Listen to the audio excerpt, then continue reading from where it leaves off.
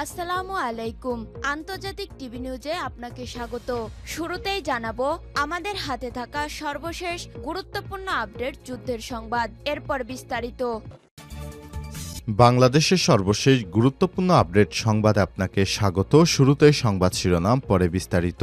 শুরুতেই জানাবো ছাত্রদল নেতার চাঁদা দাবির কল রেকর্ড ভাইরাল। পঞ্চগড়ের দেবীগঞ্জে খালিদ মাহমুদ সৈকত নামে এক ছাত্রদল নেতার একটি কল রেকর্ড সামাজিক যোগাযোগ মাধ্যমে ভাইরাল হয়েছে। 2 মিনিট 7 সেকেন্ডে ওই ফোনালাপে বিকাশ নামে এক ব্যক্তির কাছে পিকনিকের জন্য চাঁদা দাবির কথা শোনা গেছে।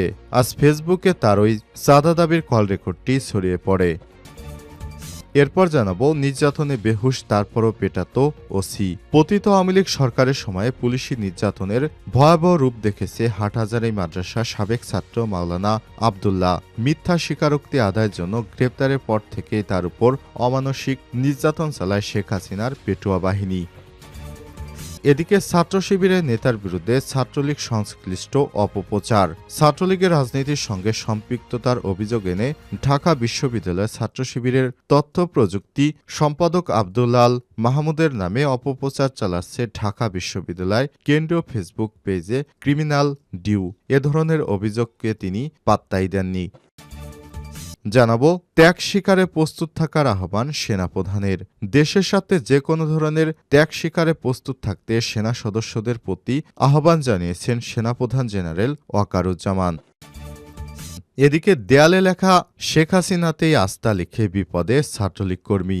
বগুড়া শেরপুরে বিভিন্ন দেয়ালে দেয়ালে জয় বাংলা শেখ হাসিনায় আস্থা, সমন্বয়করা মৃত্যুর জন্য প্রস্তুত থাও ইত্যাদি লেখার অভিযোগে জনি ইসলাম 23 নামে নিষিদ্ধ ঘোষিত ছাত্রলীগের এক কর্মীকে গ্রেপ্তার করে পুলিশে সোপর্দ করেছে স্থানীয়রা। বিকেলে কুসুম্বি ইউনিয়নের বনমরিচা গ্রাম থেকে তাকে আটক করা হয়। এবং সর্বশেষ জানাবো শেখ হাসিনার আমলে উচ্চ প্রবৃদ্ধি ছিল ভুয়া বলেন ড ইউনূস। অভ্যুত্থানে ক্ষমতাচ্যুত সাবেক প্রধানমন্ত্রী শেখ হাসিনার আমলে যে উচ্চ প্রবৃদ্ধি দেখানো হয়েছিল তা ছিল ভুয়া বলে জানিয়েছেন অন্তর্বর্তীকালীন সরকারের প্রধান উপদেষ্টা ড মোহাম্মদ ইউনূস। একই সঙ্গে তিনি বলেছেন বিশ্ব কেন শেখ হাসিনার দুর্নীতি নিয়ে প্রশ্ন তোলেনি। প্রিয় দর্শক, এতক্ষণ শুনছিলেন সংবাদ শিরোনাম, এবারে বিস্তারিত। তবে তার আগে বন্ধুরা অনুরোধ থাকবে সংবাদটিতে একটি লাইক দিন। এই চ্যানেলে আপনি নতুন হয়ে থাকলে আমাদের সংবাদটি দেখতে দেখতে চ্যানেলটি সাবস্ক্রাইব করে রাখুন। কমেন্ট করে বন্ধুরা আপনার মূল্যবান মতামত জানিয়ে দিন আপনি বিশ্বের কোন দেশ থেকে বা বাংলাদেশের কোন স্থান থেকে আমাদের সংবাদটি দেখছেন এবং শুনছেন। এবারে বিস্তারিত। ছাত্রদল নেতার চাঁদা দাবির কল রেকর্ড ভাইরাল। পঞ্চগড়ের দেবীগঞ্জে খালিদ মাহমুদ সৈকত নামে এক ছাত্রদল নেতার কল রেকর্ড সামাজিক যোগাযোগ মাধ্যমে ভাইরাল হয়েছে। 2 মিনিট 7 সেকেন্ডের ওই ফোনালাপে তাকে বিকাশ নামে এক ব্যক্তির কাছে পিকনিকের জন্য চাঁদা দাবি করতে শোনা গেছে। বৃহস্পতিবার 23 জানুয়ারি ফেসবুকে তার চাঁদা দাবির কল রেকর্ডটি ছড়িয়ে পড়ে। অভিযুক্ত খালিদ মাহমুদ সৈকত দেবীগঞ্জ সরকারি কলেজ শাখা ছাত্রদলের আহ্বায়ক। অন্যদিকে বিকাশ রায় দেবীগঞ্জ সেটেলমেন্ট অফিসে চুক্তিভিত্তিতে চাকরি করেন। ভাইরাল হওয়া ওই ফোনালাপে খালিদ মাহমুদ সৈকতকে বলতে শোনা যায়, আমি ওনাদের সঙ্গে কথা বলেছি, আপনারা এই বিষয়ে সবকিছু জানেন। এখন ওনারা বলতেছে 31 নাইটের পিকনিকে একটা পার্টি দিতে হবে। বিকাশ রায় জিজ্ঞেস করেন কিরকম, সেটা কত দিতে হবে। সৈকত বলেন আপাতত 20,000 দেন, তারপর দেখছি। বিকাশ রায় প্রত্যুত্তরে বলেন আচ্ছা ভাই, আমি তো বললাম আমার তো ওইরকম সামর্থ্য নাই।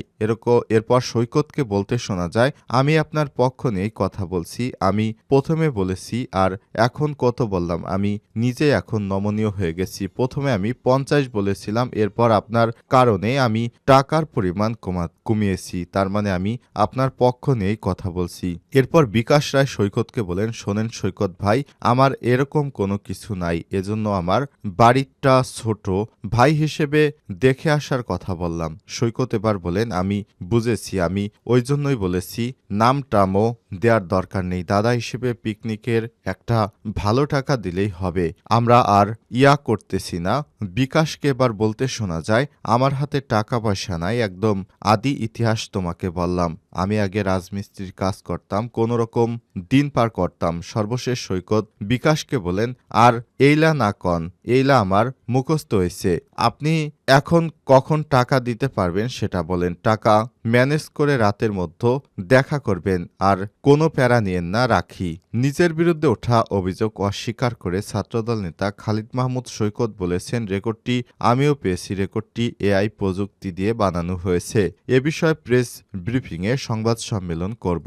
এদিকে সৈকতের অভিযোগ অস্বীকার করল বিকাশ রায়। অডিও ক্লিপটির সত্যতা নিশ্চিত করেছেন। বিষয়টি তাদের মধ্যে সমঝোতা হয়েছে বলেও জানান। বিকাশ রায় বলেন, আমি সেটেলমেন্টের কাজ করে থাকি, অনেক দুর্নীতি অনিয়ম করেছি, এজন্য প্রথমে 2 লাখ টাকা চাঁদা দাবি করে আস্তে আস্তে আমি টাকা না দিতে চাইলে এক পর্যায়ে 20,000 টাকা চায়, আমি কোনো টাকাই দেইনি। ফোন কল ফাঁসের বিষয়ে পঞ্চগড় জেলা ছাত্রদলের সভাপতি তারিকুজ্জামান তারেক বলেছেন, ছাত্রদল থেকে অপকর্ম করার কোনো সুযোগ নেই। বিষয়টি তদন্ত করে সত্যতা পেলে কঠোর সাংগঠনিক ব্যবস্থা গ্রহণ করব।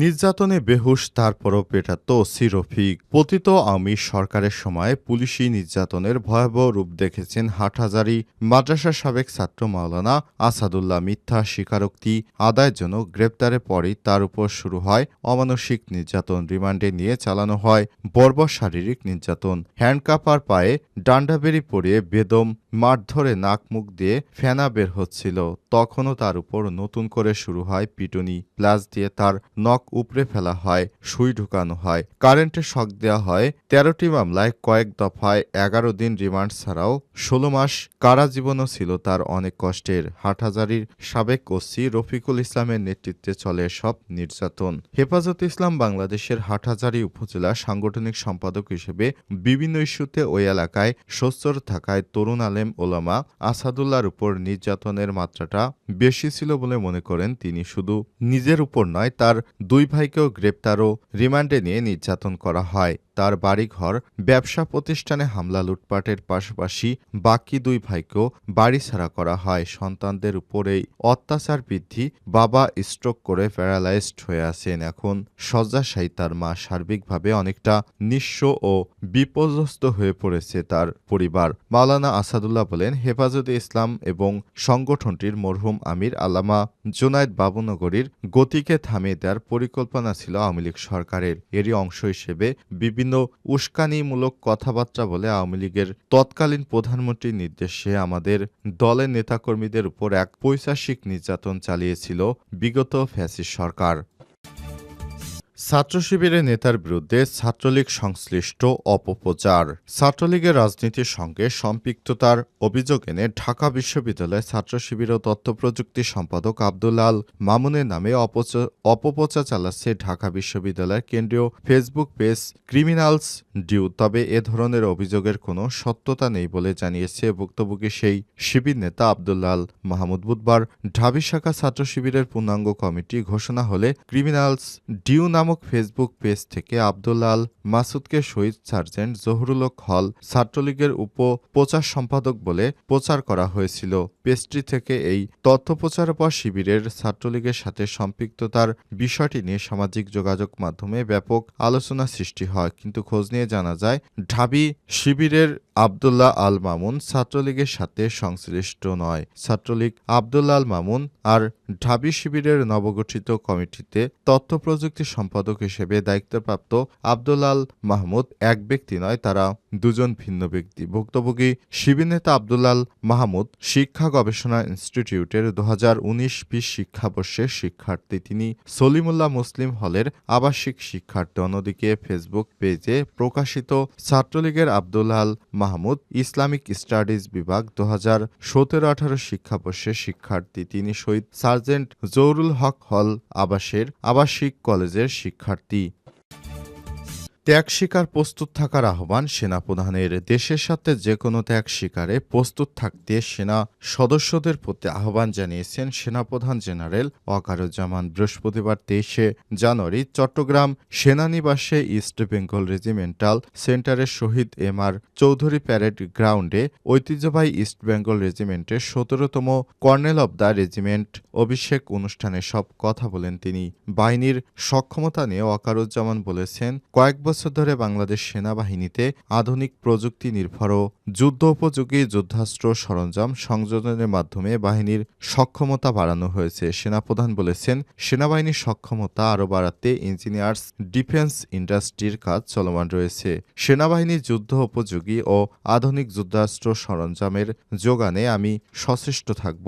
সদস্যদের বীরত্ব নিয়ে সেনাপ্রধান বলেছেন, ইস্ট বেঙ্গল রেজিমেন্ট প্রত্যেক সদস্য তাদের উপর অর্পিত দায়িত্ব সর্বোচ্চ পেশাদারিত্বের সঙ্গে পালন করবে এবং প্রয়োজনে দেশের জন্য জীবন উৎসর্গ করতেও দ্বিধাবোধ করবে না। এই অনুষ্ঠানে মধ্য দিয়ে কর্নেল অবসরপ্রাপ্ত দ্য রেজিমেন্ট হিসেবে সেনাবাহিনী প্রধান সামরিক রীতি অনুযায়ী ঐতিহ্যবাহী ইস্ট বেঙ্গল রেজিমেন্টের অভিভাবকত্ব গ্রহণ করেন। এর আগে সকালে সেনাবাহিনী প্রধান প্যারেড গ্রাউন্ডে পৌঁছলে সামরিক রীতি অনুযায়ী আনুষ্ঠানিক অভিবাদন জানানো হয় এবং ইস্টবেঙ্গল রেজিমেন্টের একটি চৌকস দল গার্ড অব অনার প্রদান করেন সেনাবাহিনী প্রধান জেনারেল ওয়াকারুজ্জামানকে।